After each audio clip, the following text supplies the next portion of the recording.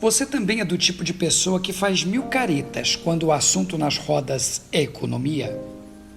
Nomes como Adam Smith, Karl Marx, John Keynes e outros são apenas meras lembranças de um tempo de escola ou algo mais?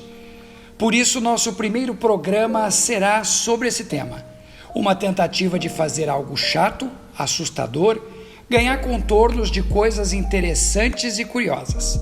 Fica mais fácil assim conseguir entender aquilo para o que automaticamente a gente cria um certo bloqueio na mente. As pessoas estudam economia para entender como agir diante da escassez.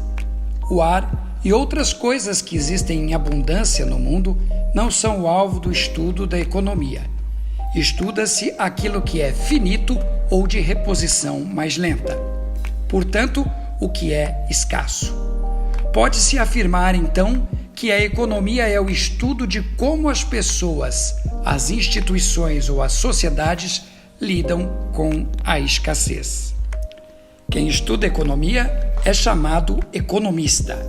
Esses economistas trabalham para instituições financeiras, universidades, grandes empresas ou então para os governos.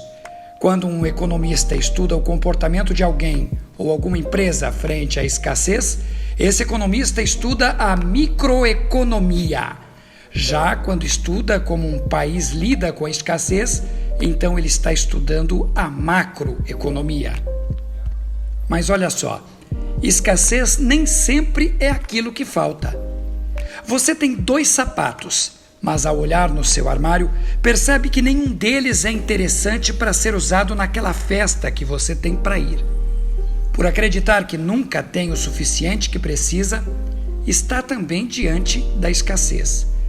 Quando a gente fala de economia, fala também de produção, de custo e de troca. Fica para outro dia, mas tem coisas como custo de oportunidade, mercantilismo e livre comércio para a gente discutir ainda. Quando se leva em conta o tempo que algum produto levou para ser feito, colhido ou embalado, transportado, etc., um custo é aplicado sobre esse produto.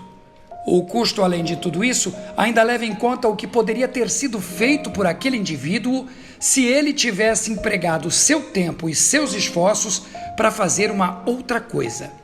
Enfim, é complicado, mas esse valor final do produto corresponde ao que precisa ser pago em troca de recebê-lo.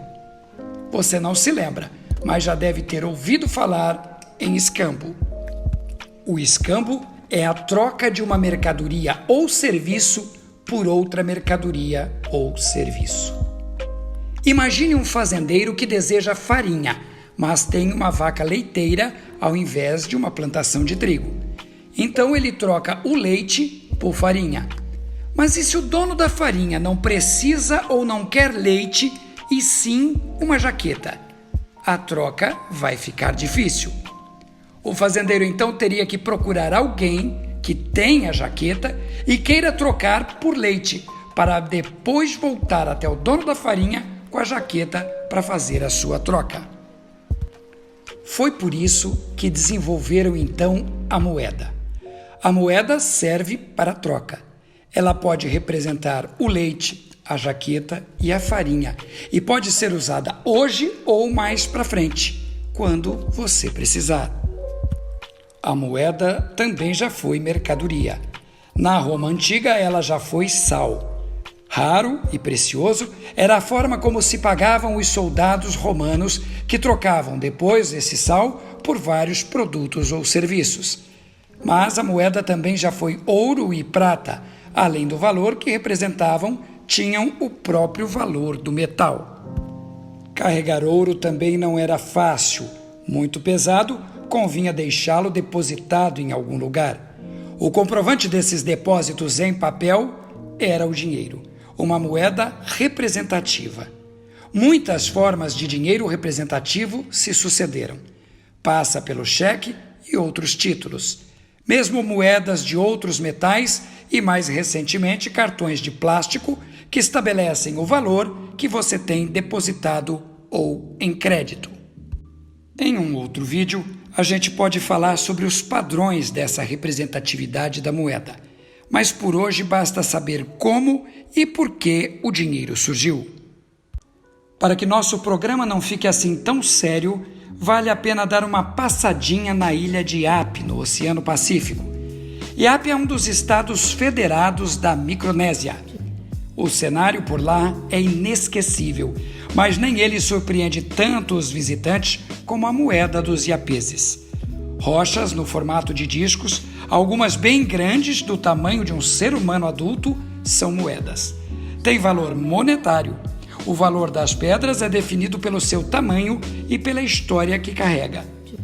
E acredite, não importa onde estejam localizadas, todo mundo na ilha sabe a quem pertencem. Essas moedas gigantes são usadas em grandes negociações. No dia a dia, os iapeses utilizam o dólar norte-americano.